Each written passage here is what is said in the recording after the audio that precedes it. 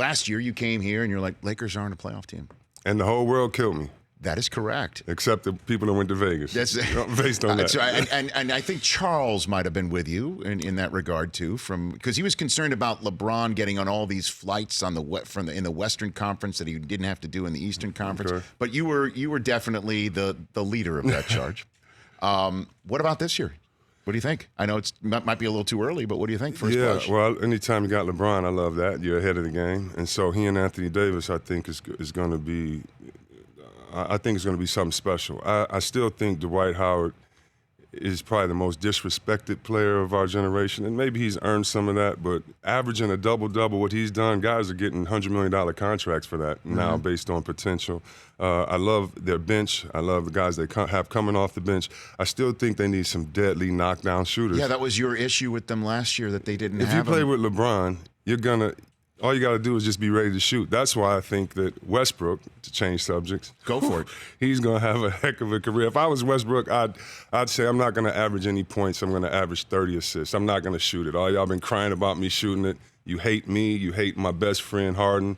Both of y'all going to hate us now because we're going to win. That's an exciting storyline for me to follow as well all year. Of course, the Lakers, the Clippers, and come on, man, I think Houston has something to prove, and they have a chip on their shoulder from D'Antoni to Harden, who I think is right about the narratives of MVPs and things, and maybe we gift MVPs before the season starts. That I've never been this excited about a basketball season if I didn't play, never in my career. And so it's some good things going on in the NBA right now. What about c-webb, the I guess trio that nobody really talks about, because we are focused on the teams that you mentioned. You got Utah, you got Denver, you got Portland, you got Damian Lillard, who knew that when he was waving bye-bye to Paul George, he was waving bye-bye to the Paul George, Russell Westbrook era with that. He was waving bye-bye to OKC's history. Basically, we waved goodbye to all of that when he mailed that from half court pretty much. Yeah, no, what do you think of those three? Which ones do you think have a shot there? I think all of them are in. I think San Antonio is in. I think we're all sleeping on San Antonio because they're one of their best players was hurt. So I think there's 7 teams in the playoffs right now, and everybody else is fighting for the 8th spot. What about the idea of a sleeper team being the Golden State Warriors? Chris Webber. I love seeing Steph in this position because Steph is a fighter, and we forget, because he has the baby face, we forget how cold-blooded he is. And I love seeing him with his back against the wall because he's going to have some of his best basketball ever. But, he's going to, when he's proving everybody's wrong, he's talking about me too because, no Clay, no Splash Brothers. I don't see how you could do it.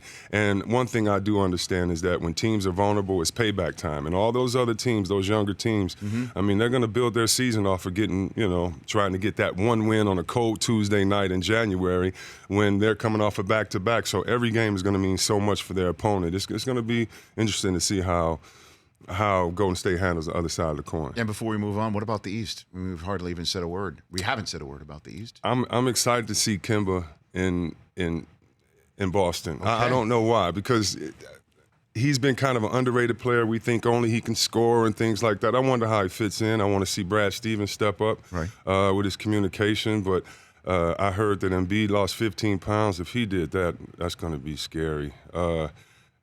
Philly looks really good. And, what is Toronto going to do? I heard they're saying that they're going to defend their title. That's good stuff to say. But you need to see it before you believe it. In the words it. of Mike Tyson, everybody has a plan. Okay. What about Atlanta? Are we sleeping on the Hawks?